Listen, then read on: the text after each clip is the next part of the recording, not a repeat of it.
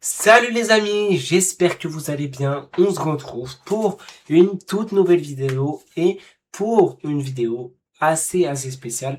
On se retrouve pour une vidéo, on va parler du Real Madrid. On va parler du Real Madrid. Je pose les termes, on va parler du grand Real Madrid. Alors non, pas du grand, mais du Real Madrid. Alors, comme vous le savez, le Real, ils ont des problèmes, ils ont des gros problèmes. Il y a eu les réélections de Florentino Pérez. Florentino Pérez a été réélu. Et du coup, là, Florentino Pérez se tourne vers un mercato. Donc, on va voir vers quoi Florentino Pérez et vers quelle piste il est parti. Parce qu'il y a beaucoup de secteurs à renforcer pour moi. Et pour moi, le secteur primordial à renforcer, c'est le milieu de terrain. C'est le milieu de terrain. Parce que comme vous voyez, les Real Madrid, depuis le départ de Toni Kroos, depuis le départ de Luka Modric, ils les ont toujours pas remplacés. Il y a eu des bagarres entre Chouameni et Valverde. Il y a eu un combat du FC. Mais il n'y a pas eu de remplacement de Toni Kroos, de Modric. Il n'y a pas eu. Et défensivement aussi, il faut que ça se renforce. Parce que défensivement, c'est atroce. Défensivement, c'est atroce. Rudiger, c'est. Je sais pas même pas pourquoi elle en prolonge, on va voir après, mais Rudiger, c'est chaud. Je sais même plus si sur les tweets que j'ai mis, mais Rudiger, c'est chaud. Euh, donc voilà, je sais pas, mais c'est très chaud. Donc, euh, donc voilà, va falloir tout simplement régler ces problèmes-là. Et donc du coup, Florentino Pérez, il attendait ce moment d'élection, ce moment d'élection présidentielle, parce qu'il y avait un autre euh, candidat qui s'était présenté, je sais même plus comment il s'appelle, mais il y avait un autre candidat qui s'était présenté, il avait dit quoi? Il avait dit oui, on va amener Erling Haaland et tout. Que des fausses rumeurs, Erling Haaland peut venir et tout, c'est des faux, ça a été démenti. Donc voilà, plein de fausses rumeurs, mais du coup, euh, voilà, Florentino Pérez a été réélu. Ils lui ont dit oui. Voilà, Florentino Pérez a fait une conférence de presse avant d'être réélu pour faire un point aux journalistes et tout et tout. Il les a un peu grondés. Je sais plus ce qu'il leur a dit trop, mais voilà. Voilà, il y a eu plein de choses au Real Madrid. Il y a eu deux coachs, deux changements de coach. D'abord, il y a eu Xabi Alonso. Ils l'ont pas laissé développer ses idées parce que oui, je sais pas pourquoi ils l'ont hein, mais Xabi Alonso, il y avait des joueurs qui se plaignaient. Ça se plaignait, ça appelait le président, ah le président, on se sent pas bien. Xabi Alonso, il nous fait des entraînements trop hard, c'est trop hard. Ça se plaignait, on a eu ça au PSG, moi je connais et je connais parce que je l'ai eu avec le PSG, on l'a eu avec le PSG. Donc ils ont vécu la même saison, ils étaient dans le même cas, mais encore plus pire, parce qu'il y a eu des bagarres, ça on va y venir après. Mais voilà, ils ont vécu quand même la chose. Donc de ce que nous on a vécu au PSG, mais nous au PSG c'était un peu moins pire. Malgré qu'on a eu les histoires avec Mbappé, les joueurs au-dessus du club, le club qui se fait pas respecter, le club qui est plus une institution, mais on dirait une garderie. Voilà. En fait, tant que tu respectes pas ton club, tant que tu mouilles pas le maillot, tant que tu te crois au-dessus d'un club, ça va jamais marcher. Ça va jamais marcher. Et là, on a un problème. Moi pour mon Real Madrid, j'ai un problème. J'ai un problème, et le problème que j'ai au Real Madrid, c'est, le problème que j'ai, c'est Kylian Mbappé dans l'axe. Kylian Mbappé dans l'axe, c'est atroce. Alors, on voit en équipe de France, il joue, mais parce qu'il veut. Parce qu'il veut jouer. En fait, c'est tout simple, c'est tout bête, c'est tout con. Mbappé, quand il veut jouer, il peut le faire. Mbappé, quand il veut presser, il va presser. Mbappé, quand il veut défendre, il va défendre. Le problème, c'est qu'il ne veut pas défendre. Il veut pas. C'est ça le problème. Le problème, c'est il veut pas défendre. Il veut pas défendre. Et c'est ça son problème. Et en tant que numéro 9 au Real Madrid, pour moi, ça ne marchera pas. S'il ne veut pas défendre, s'il fera pas les efforts, ça ne marchera pas. S'il reste là-bas, devant, les frérot, que tu fais pas les efforts défensifs, que tu presses pas, ça va pas le faire. Ça va pas le faire. Ça va pas le faire. Ça va tout simplement pas le faire.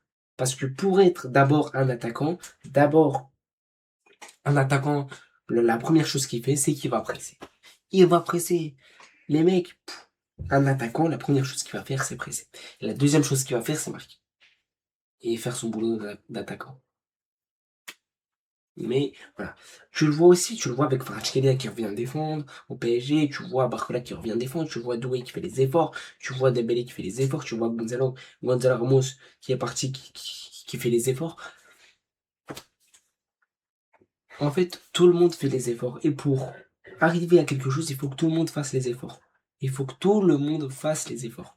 Mais voilà, c'est comme ça. Maintenant, on va commencer avec ce tweet de Fabrizio Romano qui nous dit Here we go de Bernardo Silva. Donc il nous dit Bernardo Silva au Real Madrid, c'est officiel, accord trouvé et contrat approuvé. Contrat de 2 ans plus une année supplémentaire, une opération éclair initiée par le Real Madrid il y a 36 heures. Bon, on s'en fiche, c'était il y a longtemps. C'était le 11 juin et conclu immédiatement. Mourinho voulait Bernardo, il a dit oui. Et les négociations avancées révélées aujourd'hui sont confirmées à 100%. Donc voilà, Bernardo Silva au Real Madrid, c'est ciao, c'est confirmé. Donc voilà. Alors comme je vous l'ai dit, le premier poste à se renforcer, c'est le milieu de terrain. Donc d'où l'intérêt pour Bernardo Silva. Alors, je vais vous dire un truc pour ceux qui disent oui, Bernardo il est vieux. Je vais tout de suite regarder il a quel âge. Je vais tout de suite regarder Bernardo Silva il a quel âge. Bougez pas.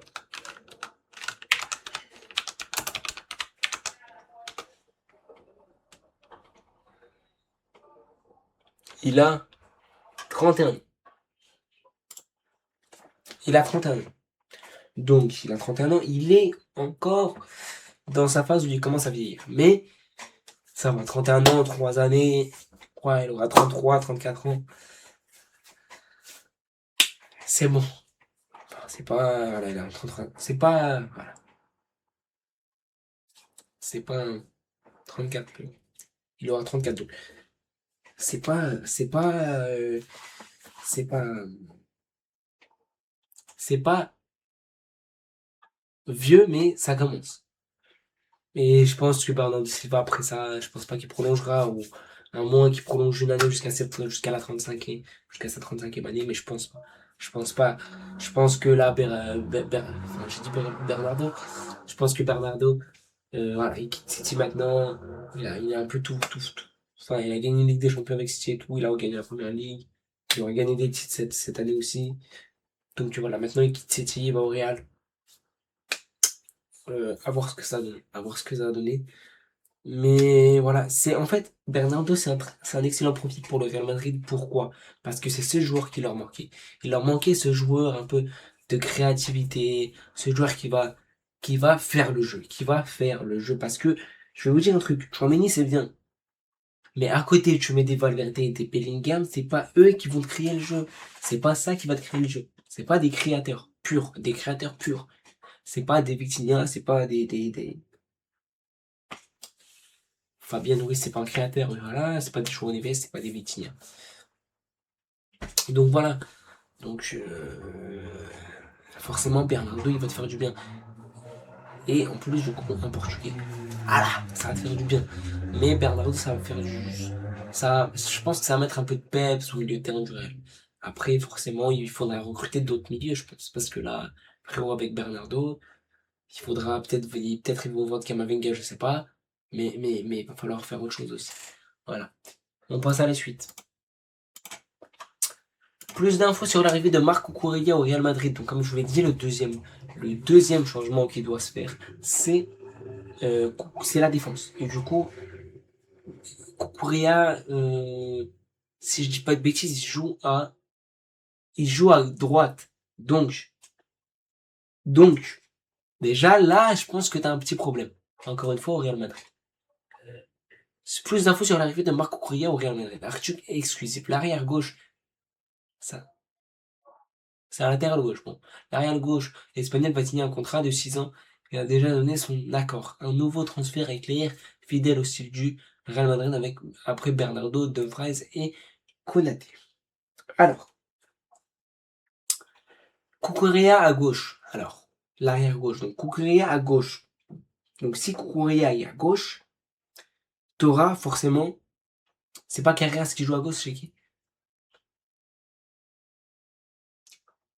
Je sais plus c'était qui joue à gauche. Donc, t'auras soit Carreras en remplaçant, soit, bon, bref, voilà.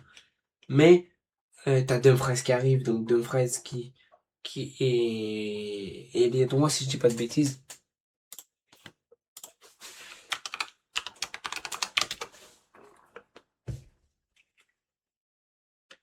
Ouais, donc ailier droit ou enfin arrière droit ou milieu. Donc voilà. Maintenant qu'il a signé au Real, voilà. Donc t'as Trent Alexander-Arnold, t'as Dumfries, t'as Kukurea, t'as Konaté, t'as Rudiger. Donc t'as déjà une très bonne défense. T'as déjà une très bonne défense. T'as Militao aussi.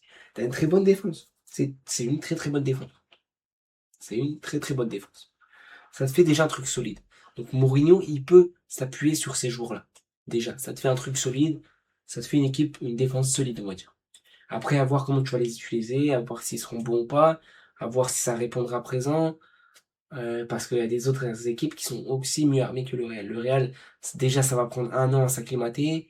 Le temps que ça s'acclimate, est-ce que Mourinho réussira à imposer sa tactique? Je sais pas. C'est aussi un enjeu. Donc voilà, on sait pas. On passe à au tweet suivant. Michael Ozier et le Bayern Munich vont se réunir pour discuter de l'avenir du Français. L'intérêt du Real Madrid attire l'attention de Michael Ozier. Voilà, ça parle de Michael Ozier au Real Madrid. Moi, j'y crois pas du tout. J'y crois pas du tout. J'y crois pas. J'y crois pas. Parce que, alors, ça peut être un bon coup pour le Real Madrid. Ça peut être un bon coup.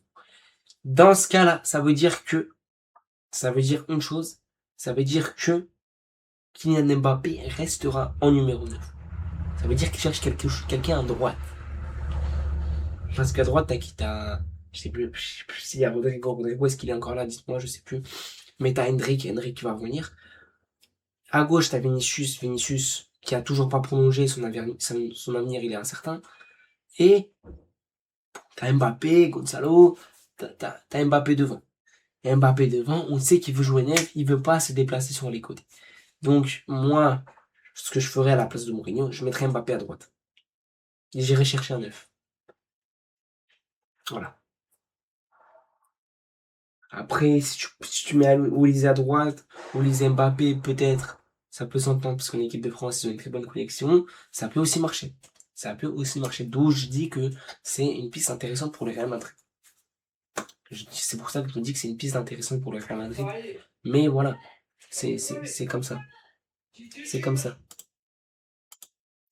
Autre chose, Nico Paz a comme ici, en nouveau. Un accord a été trouvé entre le Real Madrid et Com. Le joueur voulait rester en Italie et va donc définitivement appartenir à Com.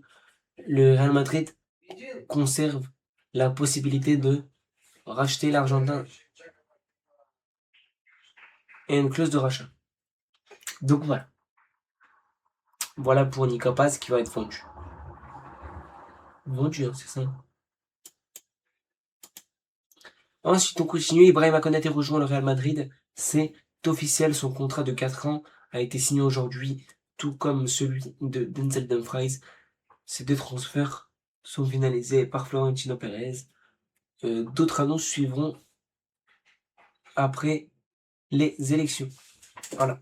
Ibrahima Konaté qui rejoint le Real Madrid, comme je vous l'ai dit, c'est un truc très intéressant aussi, parce que c'est un défenseur central, voilà, qui a quand même de l'expérience, qui joue en équipe de France. Voilà, il a connu une saison avec Liverpool là, un peu plus compliquée. Voilà, il va quitter Liverpool, il va rejoindre son ancien pote là, Trent Alexander-Arnold. Et voilà, ils seront bien. Mais voilà. Ensuite, Denzel Dumfries au Real Madrid, c'est officiel. L'accord est conclu avec le latéral droit néerlandais qui rejoint le Real Madrid en provenance de l'Inter. Le club espagnol active la clause libératoire de 20 millions d'euros. Il avait une clause qui est rien d'ailleurs, un peu, si on regarde pour Dumfries. Donc Dumfries a donné son accord au Real Madrid. Le transfert est finalisé ce soir et les démarches officielles suivront. Voilà pour Denzel Dumfries. On continue parce que voilà, la vidéo va durer trop longtemps. Sinon, info de dernière minute, Bernardo Silva a officiellement signé son contrat avec le Real Madrid. L'information qui datait d'il y a une semaine est désormais confirmée. Le milieu de terrain portugais s'engage pour 2 ans avec une option pour une prolongation. José Mourinho, le convoité. Donc, comme Fabrizio Romano l'avait dit et comme on l'avait vu dernièrement, dans le dernier tweet, voilà, José Mourinho voulait Bernardo Silva dans son équipe. Et pour moi, comme je vous l'ai dit, ça va être un renfort très important. Mais ça dépend de qu'est-ce qu'il va faire, quel sera son rôle, et voilà. Ça dépend aussi de la tactique de Mourinho. Tout dépend de beaucoup de choses. Voilà, donc, info exclusive, José Mourinho de retour au Real Madrid, c'est officiel. Un accord verbal a été trouvé entre José Mourinho et le Real Madrid. Il ne reste plus qu'à signer les documents. Un contrat initial de 2 ans est prévu. José Mourinho devait se rendre à Madrid. Après le match Real Bilbao, le spécial One est de retour. Donc, voilà. Voilà. Breaking, le Real Madrid travaille sur le transfert de Bastoni. Bastoni veut venir immédiatement, deal en cours. Le club a déjà contacté l'Inter. Donc, on voit que le Real, ça part dans tous les sens. On voit qu'ils sont sur plusieurs dossiers, ils sont sur plusieurs choses. Donc, c'est important pour eux. Voilà. Donc ça, c'est pas confirmé officiellement. Voilà. Alors, le mercato du Real Madrid jusqu'à présent. Le mois de juillet n'a même pas encore commencé. José Mourinho, Marco Correa, Ibrahima Konaté, Denzel Dumfries et Bernardo Silva. Voilà. Voilà le mercato du Real pour l'instant. Ça devrait encore bouger. Il y a encore des choses de prévues. Il y a encore des choses qui devraient bouger. Mais voilà. Pour l'instant, le mercato du Real Madrid. Voilà pour cette vidéo. N'hésitez pas à liker, à vous abonner. Si la vidéo vous a plu, voilà. On était là pour parler un peu du Real Madrid tranquillement. On va voir ce que ça a donné le Real Madrid parce que c'est hypant vraiment. C'est hypant de voir ce que ça a donné. Force aux supporters du Real Madrid. Ils ont vécu 2 saisons, surtout 2 compliquées. Une troisième, ce sera impossible. Donc voilà. Voilà. J'espère que vous avez kiffé la vidéo. N'hésitez pas à liker, à vous abonner si c'est le cas. Vous êtes les boss. Bye. Et à une prochaine vidéo. Bye les mecs. N'hésitez pas à vous abonner. N'oubliez pas. Ciao.